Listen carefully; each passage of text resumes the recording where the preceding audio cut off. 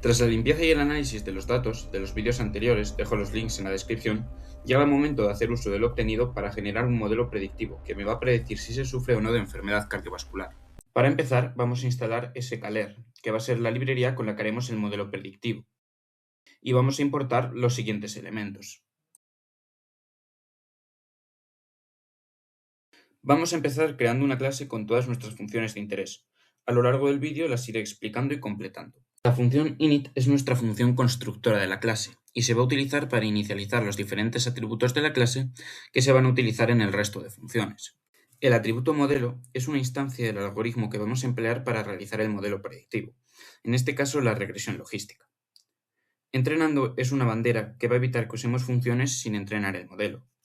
Y infotest y predicción test son atributos que rellenaremos en la función entrenar y usaremos en la función matriz para poder realizar la matriz de confusión. Lo primero es definir las variables que va a tener en cuenta el modelo predictivo. La variable info van a ser los datos de entrada que le vamos a dar a la máquina.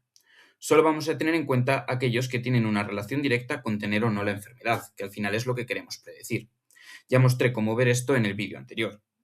Luego, por otra parte, tendríamos la variable predicción, que va a ser la variable a predecir, en este caso cardio, que vale 0 si no se tiene la enfermedad y 1 si sí que se tiene enfermedad cardiovascular.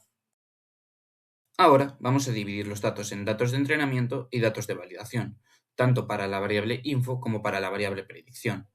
Dentro de la función trainTestSplit vamos a tener dos atributos de interés. En primer lugar, testSize, que básicamente me indica qué porcentaje de los datos le vamos a dar al test, de forma que el resto serán de entrenamiento, en este caso un 20% de datos para el test y un 80% de datos para entrenar el modelo.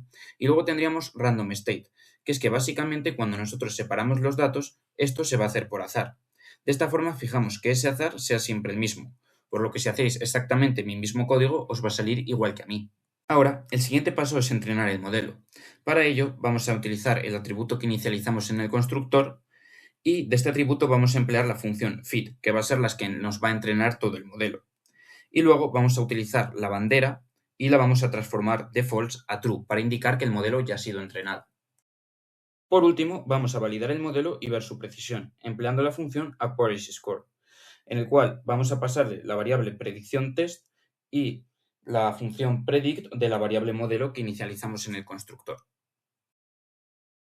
Al final del vídeo mostraré cómo poder utilizar toda la clase para poder ver la precisión del modelo, la matriz de confusión y el funcionamiento final de mi modelo predictivo. La siguiente función que vamos a realizar va a ser la función matriz, cuyo objetivo va a ser mostrarnos la matriz de confusión del modelo predictivo. Vamos a empezar con un condicional muy simple. En el caso de que el modelo no esté entrenado, va a saltar una advertencia avisando de que hay que entrenar el modelo y no va a devolver nada más. En el caso contrario, si el modelo ya está entrenado, vamos a crear la variable predicciones que va a emplear la función predict del atributo modelo y la vamos a pasar a esta función el atributo infotest.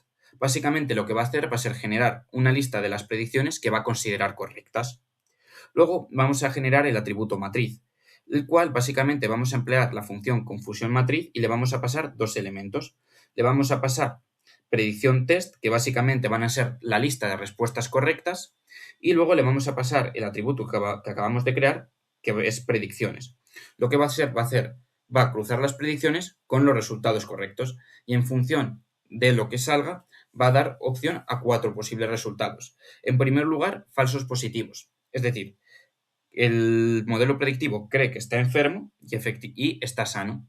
Luego tendríamos falsos negativos, en los cuales el modelo dice que está enfermo, pero en realidad está sano. Luego tendríamos verdaderos positivos, que el modelo dice que está enfermo y efectivamente está enfermo. Y luego tendríamos verdaderos negativos, en los cuales el modelo dice que está sano y efectivamente está sano. Nuestro objetivo del modelo va a ser maximizar las dos últimas. La última función que vamos a crear va a ser una función para predecir un nuevo paciente. Lo primero que vamos a hacer va a ser emplear la misma condición que hemos empleado justo en la función anterior y vamos a crear un paciente empleando un data frame de pandas en el cual vamos a ir pasándole los diferentes atributos que le pasamos a nuestra función, se los vamos a ir asignando a los datos de este paciente. Sobre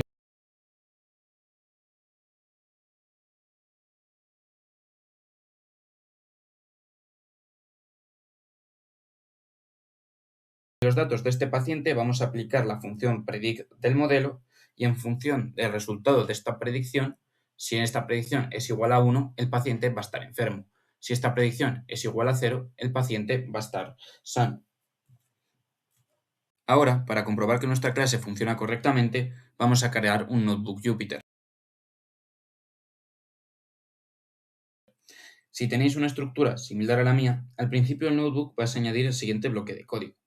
De esta forma, estamos añadiendo la raíz del proyecto al system path, para que Python pueda importar la clase que acabamos de crear al notebook. Ahora vamos a crear un bloque de código en el cual vamos a incluir la importación de nuestra clase y vamos a crear una instancia de nuestra clase. Sobre esta instancia vamos a aplicar la función entrenar. A esta función le vamos a pasar la ruta donde contengamos los datos que vamos a emplear para entrenar nuestro modelo. Tras ejecutarlo podemos ver que la precisión del modelo es de un 72.37%. Esto a nivel médico evidentemente no es válido, pero para ser una prueba con unos datos de dudosa calidad y con un modelo muy simple no está nada mal. Ahora, sobre la instancia de nuestra clase, vamos a aplicar la función matriz y vamos a poder observar que los resultados que nos salen son los que habíamos mencionado con anterioridad. Vamos a poder observar que los cuadrantes con tonos azules más intensos van a ser los verdaderos positivos y los verdaderos negativos, mientras que el cuadrante blanco y azul muy clarito van a ser los falsos negativos y los falsos positivos, con menores cantidades. Para finalizar, vamos a poner a prueba nuestro modelo, aplicando sobre la instancia de nuestra clase la función predecir paciente, función a la que pasaremos los atributos correspondientes. Como podemos ver, cometí un error muy tonto, y es que al pasar los datos al modelo, lo hice en un orden diferente en la clase entrenar y en la clase predecir paciente. Para solucionarlo, simplemente coloco los atributos en la clase predecir paciente en el mismo orden que en la clase entrenar, y ya estaría arreglado. Ahora le paso unos datos y me va a predecir que el paciente está enfermo. Le paso otros y predice que el paciente está sano. Ya tengo mi modelo predictivo completamente hecho. Esto ha sido todo por hoy. En la descripción dejo el link al repositorio de GitHub donde podréis encontrar todo el código. Cualquier duda o recomendación abajo en comentarios. En el próximo vídeo mostraré cómo transformar esto en una API funcional.